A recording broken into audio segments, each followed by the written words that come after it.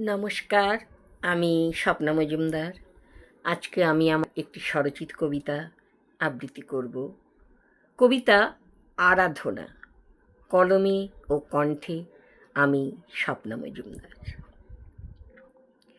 শুধুই নীরবতা, ধূপের ধোয়া কুণ্ডলি পাকায়, উঠতে চায় নিজের মতো, প্রদীপ দুটি দুপাশে জ্বলতে থাকে। মাঝে চরণ পুষ্প থালিতে মন ঢালি, তোমার চরণে নিবেদিত করতে চাই নিজেকে। তাকিয়ে থাকি তোমার দিকে, ভালোবাসি তোমাকে, ভীষণ ভালোবাসি, এই তো আমার পূজা।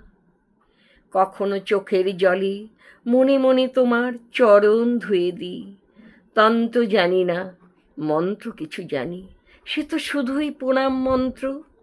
মুখে থাকে মনে থাকে, অর্ঘ্য সাজাই শুধুই তোমার স্মরণে। মন্দির মসজিদ গির্জা জানি না কোথায় গেলে তোমাকে মানুষ খুঁজে পায়। আমি যে তোমাকে আমার গৃহমন্দিরে একান্ত মনে পাই।